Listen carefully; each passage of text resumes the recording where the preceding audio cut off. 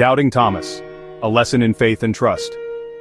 Have you ever struggled to believe something, even when it seemed like all the evidence was right in front of you? Have you ever hesitated, questioned, or doubted, even when others around you seemed certain? If so, you're not alone. All of us at one point or another face moments of uncertainty. Whether it's something we've read, something someone tells us, or even something we've experienced ourselves, belief doesn't always come easily. Our minds crave logic, our hearts seek reassurance, and our souls long for proof.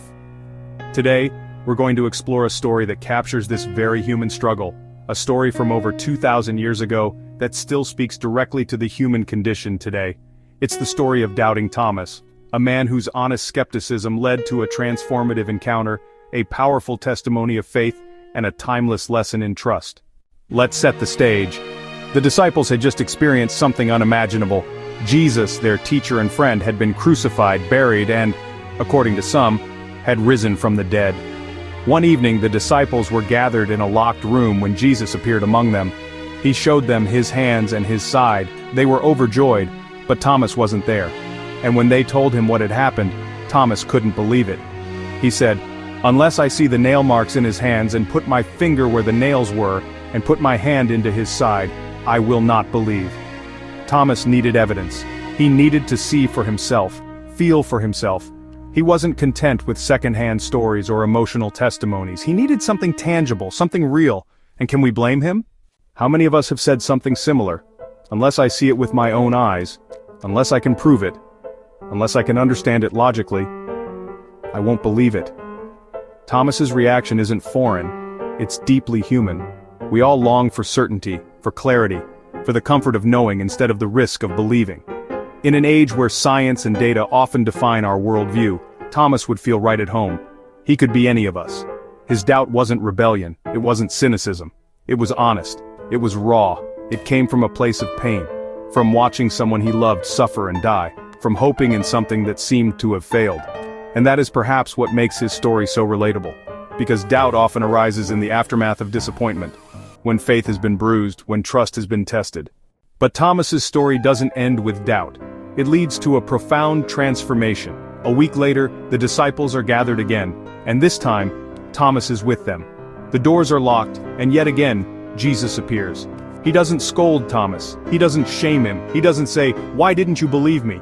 Instead, he turns to Thomas with compassion and says, "Put your finger here, see my hands. Reach out your hand and put it into my side. Stop doubting and believe." Can you imagine that moment? The room silent, the disciples watching, Thomas staring at the wounds in Jesus' body, the very proof he had demanded. And in that instant, something shifts inside him. He falls to his knees and proclaims, "My Lord and my God." His doubt melts into worship. His skepticism becomes a confession of faith. His demand for proof becomes a personal encounter. What changed? Thomas had experienced the risen Christ. Not just heard about him, not just been told by others, but he had seen, touched, and encountered the truth for himself. And that's the key. Personal experience has the power to transform us in ways that arguments and explanations never can. Faith is not always about having all the answers. Sometimes it's about meeting the answer in person. So what can we learn from Thomas? First, his story reminds us that doubt is not the opposite of faith, it's a part of it. Thomas's journey is not a cautionary tale, it's a testimony. It shows us that doubt, when pursued honestly, can lead to deeper belief. Second, it tells us that God does not reject us in our doubt. Jesus met Thomas where he was. He didn't ask for blind faith. He offered himself as the evidence Thomas needed. This is powerful, because it means that our questions are not too big for God. Our struggles, our uncertainties, they don't disqualify us from faith. In fact, they might just be the pathway to it. Third, Thomas's story challenges us to embrace the journey. Faith is not static. It grows, evolves, deepens. It's okay to wrestle. It's okay to ask questions. It's okay to seek truth. And to keep seeking even when the answers don't come right away. And finally, Thomas's transformation shows us the strength of faith that has been tested. When he declares, "My Lord and my God," it's not from a place of naive belief. It's the cry of someone who has walked through doubt and come out on the other side stronger, surer, and more convinced than ever. So what about you? Where are you on your journey? Are you in a place of doubt, like Thomas, needing proof before belief? Are you waiting for your own transformative encounter? Or maybe you've experienced it already. And you're walking in the light of that faith today. Wherever you are, know this. Your doubt does not disqualify you. Your questions are not a weakness, they are a doorway. And like Thomas, you are invited to step through it, to encounter something or someone that can change everything. Don't be afraid of your doubts. Embrace them. Let them drive you to seek, to ask, to knock. Because the promise is that those who seek will find. And those who knock, the door will be opened. So keep asking the hard questions. Keep wrestling with the tension between faith and proof. And don't lose heart. You are not alone. You are not the first to question, and you won't be the last to be transformed by an encounter with the truth. Thomas's story endures because it's our story. A story of fear, doubt, hope, and ultimately faith. Let it be a reminder that belief isn't always instant. Sometimes it takes time. Sometimes it takes a touch.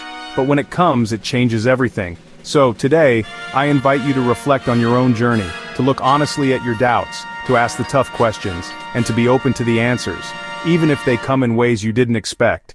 Faith isn't about having it all figured out, it's about trusting the one who does. And just like Thomas, when you finally see, when you finally know, may your heart cry out, "My Lord and my God." Think about that. Thomas doubted, yes, but it was that very doubt that led him to the most intimate confession of all, "My Lord and my God." Maybe your questions aren't pulling you away from God, they're pulling you closer. So, tell me, how has doubt shaped your faith? Share your thoughts in the comments below. I'd love to hear your story.